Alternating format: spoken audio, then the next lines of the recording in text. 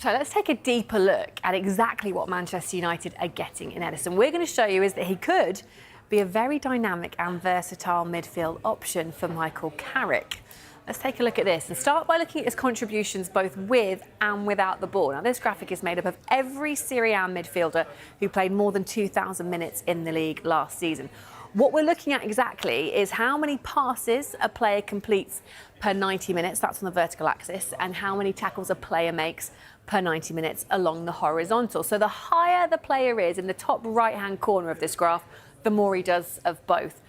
And as you can see, Juventus's Manuel Locatelli is way out ahead of everyone else, a complete outlier over here.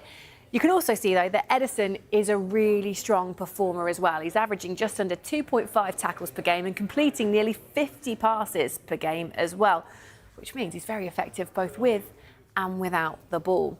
Now take a look at this one as well. This graphic gives us a bit of an insight into the average position Atalanta players took up in the Champions League last season. As you can see, Ederson is predominantly taking up a position in the middle of the pitch on that left-hand side. But I think he's shown, especially in adversity, in that first gig he had there with Cruzeiro, he's shown that that shirt's not going to be too heavy for him. Do you see him being a squad player at United? No, I see him being more than that. So, I mean, obviously, with the return of European football there at United, there's going to be some rotation, but I certainly don't see him as a squad player. I've seen some online stuff being a little bit down on it, that, you know, this isn't a huge name. Well, probably the only reason it's not a huge name is that maybe he spent too long at Atalanta. Fabulous club to play your football, and you know, it was 2 years ago that he was a key part of the side that won the Europa League. But I wonder, from the position of the development of his own career, if he thinks that maybe he should have been a little bit more ruthless and moved on earlier. It certainly would have helped his World Cup chances, Hannah. Well, on that World Cup chances and that side of things, he made the initial Brazil squad, but he won't be travelling to the US, Mexico and Canada for the tournament. So why exactly is that? Well, there's a lot of competition.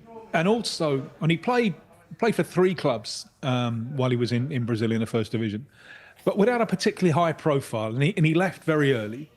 And these dotted lines, if you can see them here and here, show the most common runs he makes. You can see that not only does he burst forward, he also tracks back to cover the centre of the pitch. And those darker circles show the players that he most often passes the ball to. So you can see that he clearly has a good connection with the players on the left side of the pitch, and he links up well with his centre midfield partner as well. And look at this one as well. This tells you everything.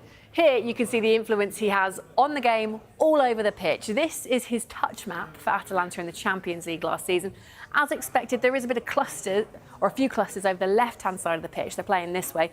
Clearly, though, he's a player who physically wants to get all over the pitch, and he has the capabilities to get on the ball absolutely anywhere. Altogether, it builds a picture of United getting a very versatile midfielder. And let's now head to Rio to find out more on United's incoming Brazilian midfielder with Tim Vickery. Good to see you, Tim. You just heard our analysis there. Please tell me we got it right, because we worked quite hard on it. No, I think that's terrific work. I mean, if you look at his heat map, Hannah, hotter than July, isn't it?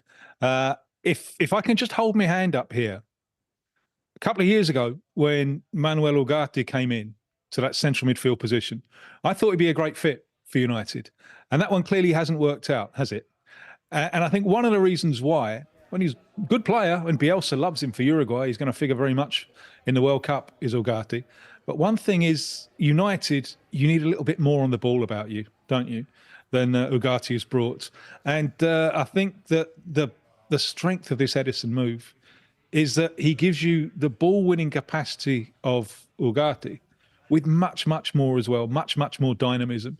And he is a midfielder in the plenitude of the word, in that he's going to do anything that you want him to do in that space, all over that space, doing a great deal all the time. He's the words I was going to come in with, but you stole them from me. Dynamic, versatile.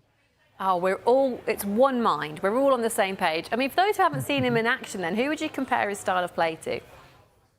I think there's quite a lot of Bruno Guimarães in him, and he's that type of midfielder.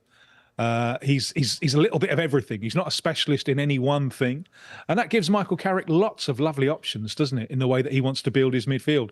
And I'm sure that United's flair players, the likes of his compatriot, Matheus Cunha, for example, will be loving this, because all of that dynamism is going to help give a platform for those lads up front for United. So we know he's versatile then, but what's actually his preferred position? Does he see himself as a 6 or an 8? I think he just sees himself as a midfielder. I'm not particularly sure that distinction makes a great deal of difference to him.